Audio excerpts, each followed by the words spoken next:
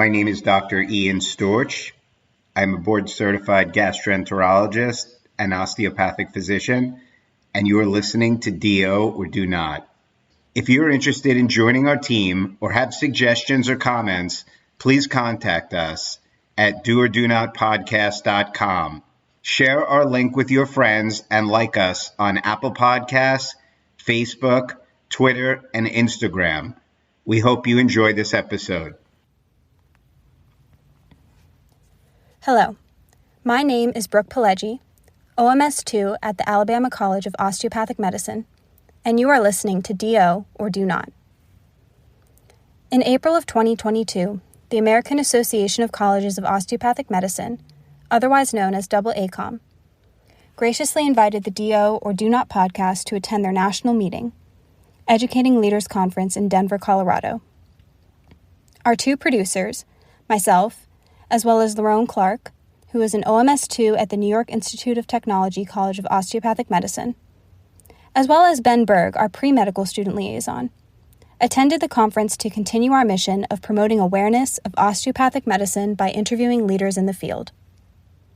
We would like to thank Dr. Robert Cain, president of AACOM, Joseph Shapiro, director of media relations, and Helene Cameron, vice president of medical education services, for having us at the conference and supporting the podcast. Personally, I had an amazing experience and would recommend the conference for any medical or pre-medical students interested in learning more about the inner workings of osteopathic medicine and osteopathic medical education. Mr. David Bergman, JD, is Vice President of Government Relations for the American Association of Colleges of Osteopathic Medicine, otherwise known as AACOM. His team works with Congress and agency professionals to directly advocate for the osteopathic profession. Mr. Bergman comes from a family of MDs and has worked on medical policy for many years.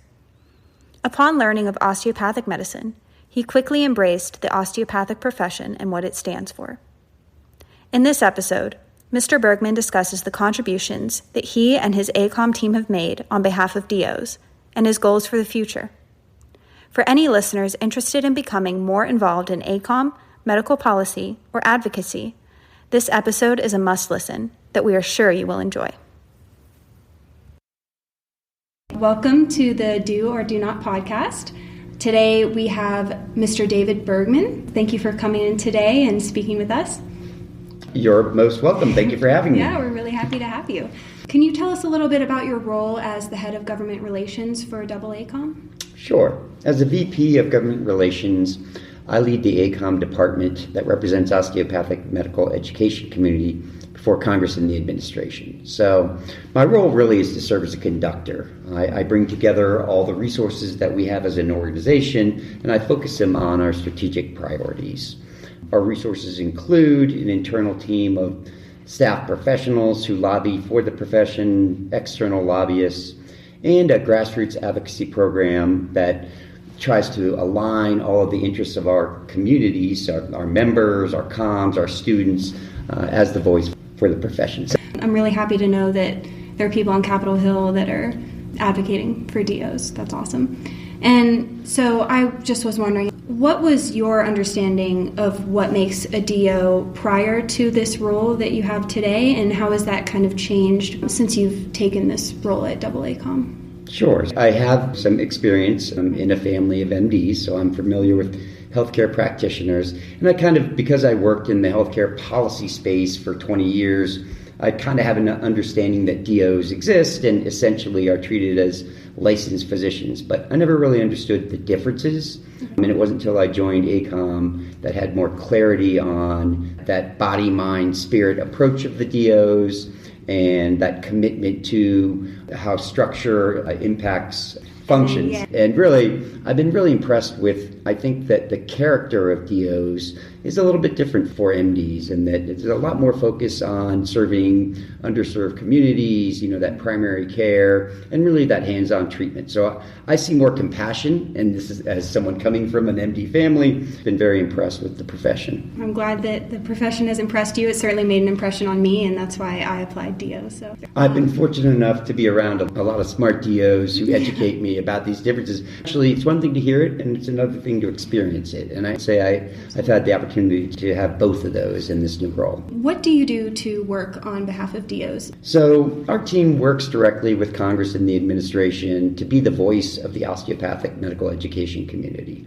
We will actually go in, meet with members of Congress, meet with agency professionals, and share the priorities for this organization, make sure that whatever issues are being currently addressed or are pending, have that perspective, and ensure that those issues that are unique to the profession or that require some different perspective of the profession are being heard. We work with stakeholders, other organizations, AOA, NBOME, but also medical associations, the Council on Academic Family Medicine, you name it. We're in a lot of different coalitions to address our priorities and look for opportunities to improve the overall healthcare system. We like to think of it in this way: if we didn't exist, then some of these issues would never be touched. And we want to focus on those issues. We don't want to focus on everything.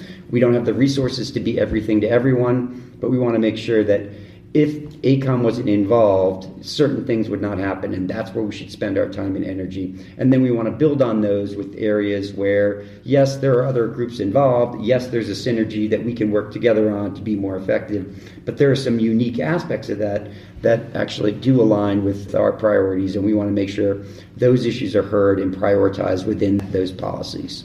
Can you talk a little bit about those policies that you've worked on and had approved or you're currently working on right now? Sure. We're very happy with the past year that we've had.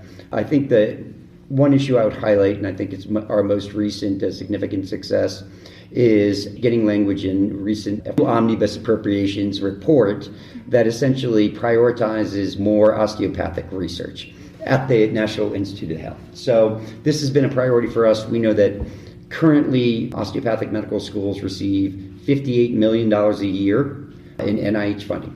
Sounds pretty good if you think about it in the abstract, until you compare it to the allopathic medical schools, and they're getting $21 billion with a B. Clearly, that's an unfair discrimination. We need to address that issue. And so last year, at the beginning of the FY22 appropriation cycle, we prioritized this as an issue. We established a strategy for engaging, and we spent the entire year and quite a few resources and worked closely with our comms because it was important to them. And we are successful because they're helping us, and the students and the faculty and the deans are all involved in this initiative. But when they raise their voice in alignment with what we're saying, we're much more effective. So in that collaboration, we were able to convince several congressional offices to prioritize the legislation that we were requesting. Then we worked directly with members of Congress, with congressional committees, and tried to get this issue into the report that ultimately was the directive from Congress to NIH to both recognize the need to increase the funding and representation of the osteopathic profession, but also to report on the status of it. So the ultimate report language says that there are benefits to having more osteopathic research, and these are the benefits, and we want to report on the current status of osteopathic NIH funding as well as osteopathic representation next year. And that achieves two things. One is it says Congress knows about this and is concerned about this and it wants NIH to do something. And two, it sets a baseline so that we know next year coming in, once we get that report, what is the level right now? We want to see improvement, and we can come back the following year and say, we haven't seen that improvement, or the improvement isn't sufficient, and then we can move forward. So that's one cogent example of one of the issues that we've been quite proud of, the success. But we also had a really good year in a number of other areas. A lot of our programs got plussed up, priority programs. The THC GME program, Teaching Health Centers Graduate Medical Education Program, is a priority for us, and it got not only reauthorized and extended, but $330 million more were allocated to the program to build new sites, new slots, increase the PRAs. So a lot going on, and we had a great year. And again, I just want to come back to what's our mission here in the AACOM Government Relations Department. These are issues that if AACOM didn't exist, that NIH funding language would not exist. We played a role in a coalition on the THC GME, but we played an active role. We played a leadership role. We set up meetings. We were actively involved. This is our reason for engagement, and these are examples of that kind of success. Can you talk on the single accreditation change? And in your experience, has this presented any challenges for DOs that might require some more advocacy? So AACOM supported the single accreditation system, and we wanted to see the change, but it doesn't come without its problems. And understandably, when you change something that's been in existence for that long, you're going to see issues arise. We are very concerned with the way certain residency programs treat DOs and MDs differently, and to the detriment of the osteopathic. I think the single accreditation, where we were hoping to see more openness to all residency programs, to accepting DOs, we were seeing a lot more DOs taking the USMLE, the licensure exam for MD students, rather than the COMLEX, which is a troubling trend. So what we were hoping would be a positive movement in the right direction has ultimately highlighted some of the challenges that were already existing in the residency system. To put a broader perspective on it, we have data to show that 32% of all residency programs require the USMLE. And as a student, you understand that's not only a financial burden, but it's an emotional burden. And it's completely unfair to require a student who is studying for the COMLEX, which is designed for that student, to be forced to both study for, maybe even pay for a prep course for an exam that is not actually designed for that profession, nor is it necessary for licensure. So we see that as a macro level problem that needs to be addressed, and a disparity. But on top of that, to the discrimination piece, we know that 9% of residency program directors have said they will never interview a DO. So programs have a bias against DOs and at least skepticism about including them in their residency programs. And we have a pretty significant number of programs that are treating DOs differently than they are their allopathic colleagues. So that is the level of the problem. We are looking to solutions. So if I could talk a little bit about, what are we doing, or what can we do to fight discrimination within the government relations department? We're looking for legislation. So we think these programs are federally funded, and there's no reason that taxpayer dollars should be going to these residency training and then be allowed to treat one profession different from another profession, certainly without no legitimate explanation. So we're looking to focus this really on Medicare GME, because Medicare funds 71% of all GME, so it's the primary funder, and the federal government on the whole really funds most GME. We're looking at legislation that would essentially link Medicare funding to having no bias, essentially. And the way that would be structured is to simply say, if you're participating in Medicare GME, you cannot deny applicants who have any medical degree, allopathic or osteopathic medical degree, and you cannot require them to take an exam that is not required for their licensure. And we think with that strategy, we force these programs at least to consider DO applicants and ultimately lead to more inclusion. So we think this is a top priority issue. AACOM as an organization is behind it, and we are working hard with our comms, with our students, with our deans to make this a reality. This kind of discrimination does extend even into the medical school years, and there are a minority of rotations that won't accept DO applicants, say if you wanted to do an audition rotation somewhere. Some of these institutions might have their reasons in terms of we only want students from our school, or is this something that's being addressed at all by AACOM? A great question, and I'll start with this is absolutely a priority for AACOM, and we're well aware of the concern, and we are looking for ways to address it. We know the rotation issue bleeds into the residency issue, particularly as it comes to audition rotations, and there is a substantial number of clinical sites that won't accept DOs and therefore don't give them the audition rotations, don't give them the interviews, and therefore don't give them the residencies. So it's all linked together. AACOM is looking at it from multiple perspectives, not just advocacy, but other solutions that hopefully can address it. I can speak to it from an advocacy perspective. The challenge that we have is that it's predominantly something that would be addressed through state-level policy. So state government programs. AACOM doesn't currently engage in state-level advocacy. However, we're trying to find a way that we could work in partnership with some other organizations to look for model states where we could, in fact, set a precedent, engage very aggressively and then showed other states the consequences of treating DOs differently than MDs in these clinical settings. So most of these programs will be receiving state-level funding, so there may be a method for adjusting it through that avenue. But we're at the early stages of that. We're definitely pursuing whatever kind of legislative, regulatory, and or advocacy policies that we can through the GR department, as well as trying to look to other solutions as well. What can a student do if they feel that a residency program, or I suppose even if they're trying to do rotations, if they feel they're being discriminated against? Is there someone that they can reach out to? What are their avenues? Sure. So AACOM's Government Relations Department would encourage students who are being treated differently, unfairly, to reach out to us. We have a email that we use for communication. That's acomgr@acom.org. Anybody can share their concerns. You can reach out to our GR team and just raise these issues. We're aware of clinical rotations charging DOs $4,000 for a DO and then $50 for an MD. So we have examples of these. And then we're aware of residencies denying access. We would love to have those stories because they help us communicate with legislators and demonstrate the problem in a concrete way rather than in a universal way. So these stories are valuable to us, and we encourage students who are confronted with this to reach out. Contextualize the discussion to say, I'm sure there's many program directors who are not basing decisions on a bias or a dislike for DOs.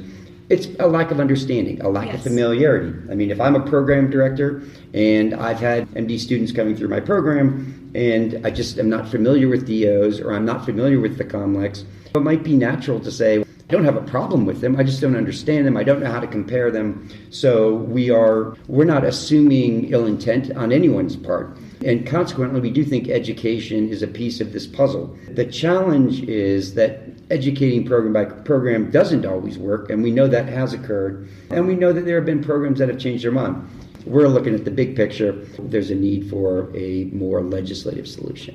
There is a role for DOs to play, and all across the continuum, the educators, the students, the professionals, and that is that education piece and really public awareness piece. Who are we? What do we do? DOs are and should be proud of what they do, and communicating that openly would help with the public understanding of the profession. But on top of that, I think that we as an organization need to do our best to ensure that there's resources available to these professionals, collaborate with the other osteopathic professions to make sure that we're all saying the same things, we're all rowing in the same direction, and we're ensuring that we all put our best foot forward so that the profession as a whole improves, and then the community at large recognizes the benefits of the osteopathic profession. If a student or a physician wanted to get involved specifically in political advocacy, we've interviewed someone on the show before named Carissa Champion. She got a JD as well as a DO degree. It doesn't have to be quite that intense, but how do you think that students or physicians could get involved? Are there any recommendations you have? So we think all students and frankly all DOs should be advocates for the profession, kind of what we were talking about before, but there are organized ways to do that. And for what we know, a level of engagement is first and foremost, become involved with AACOM. And one way to do it is pay attention to our weekly Washington Insider. It's a newsletter that we share, disseminate electronically. It has incredible information on it about what AACOM is doing in the government relations space, what are the policy issues, what's the status of them. We include funding opportunities, both at the student level, talk about loan repayment moratoriums, those kinds of things. All that information is included in there. But we also talk about how can you advocate? How do you get involved? We have alerts on priority issues like this GME parity. And so we give students information about how to activate and advocate. Second, you can go into the AACOM database and create an advocacy profile. So you might be interested in student financial aid issues, or you might be interested in GME, or you might be interested in something else altogether. You can go in, create a profile, identify the issues of priority to you, and then AACOM will know, what it is that you're interested in, try to share information that's relevant for you. Getting into our Action Center. AACOM has an online Action Center. That is where you can communicate directly with your members of Congress. We have a lot of resources on that page as well that tells you what's happening, identifies the issues, prepares a message for you. So there's a template message. We always encourage people to please personalize the message, put it in their own words, explain how something is impacting them. They wouldn't be advocating if they didn't care. But if you don't have the time for that, you can just use a template that we offer, send it off. You can contact your representative by phone. We provide phone numbers, social media, options. So really, it's a raft of resources in that Action Center that we think would be valuable for any student or other DO who wanted to be involved. And then finally, we are having AACOM's Advocacy Day on June 28th and June 29th. I would strongly encourage any DO, any osteopathic medical student, any faculty, anyone associated with the College of Osteopathic Medicine to please join us on this day. It's a 2-day program. The first day is about 2 hours. It's really a short session. You're going to hear from a member of Congress, you're going to hear from some congressional staff, and you're going to hear from AACOM's government relations staff. And we're going to train you on how to be an advocate. And it's not too intense or too complicated. And again, you can always commit as much time and interest as you have and grow in that role as you become invested and more sophisticated. But the second day is an advocacy day, and that includes 2 programs essentially. There's one, virtual Hill visits that we're coordinating. That's going to be with the select participants, COM deans, faculty and students who are selected to participate. And so those virtual meetings will be arranged. But then on top of that, everybody is welcome to participate in the online advocacy portion of it. We're trying to make this as big a day as possible. And again, you'll go to that Action Center. We'll have the briefs, we'll have the targets, we'll have the messages, we'll have everything that you could possibly need to communicate your interest on these priority issues. And it's just a great way to do it in a community, in a safe and structured environment, so that you can wade in if you've never done it before and say, you know what? That was so easy. I want to do more. So I would encourage those as some steps to getting involved. And if you're ever just really want to go take one step further and get more involved, you contact us, and the AACOM Government Relations Department will definitely find a way to keep you interested and invested. Sounds like there's a lot of avenues for different levels of comfort. It's good to hear there's so many options and so much support. We understand everybody's at different stages in their life and their career and in their comfort level. So not everybody wants to make a phone call. Not everybody wants to go in and take a meeting. Some people kind of enjoy that. Sometimes you just don't have the time for it. That might be actually your preference, but you've got too much on your plate. We understand that everybody can't do everything. And maybe in a year, you're going to have a little more time to make a phone call. And maybe in 3 years, you're willing to go in and meet with your member of Congress. So it's evolutionary. But we want to take people where they are, and we recognize that it's stepping stones. That's how everybody gets involved. And I think a lot of people find that it's a lot easier than they thought and a lot more rewarding than they thought when they actually do. So we strongly encourage you to take that first step. Try the Advocacy Day on June 28th and 29th. Register on the AACOM website. And I think that you would be very pleased with that step and feel like there's an opportunity for growth in the future. That's amazing. Well, I love to hear your passion behind it. It's been really wonderful talking to you. And thank you for coming and joining us. And thank you for the time and the conversation, Brooke. It's been a real pleasure. I hope that I have offered something that will get more DOs and osteopathic medical students involved in this process. I feel like this really is the way to grow the profile of the profession. And I am confident that this podcast is going to reach a lot of people who are going to join this AACOM Advocacy Day and get more invested and involved and help us make this profession recognized for being what it really is, the backbone of healthcare delivery. So thank you for everything, and I hope look forward to talking sometime in the future. This concludes our episode of Do or Do Not. Send all inquiries, comments, suggestions, and even let us know if there's someone you want us to interview to doordonotpodcast@gmail.com. Don't forget to like us on Facebook at Do or Do Not Podcast for updates. If you enjoyed our podcast, please share it with your classmates and administration. We have plenty of more interviews lined up, and we're excited to share them with you. This is Tianyu Shea. Thank you guys so much for listening to Do or Do Not.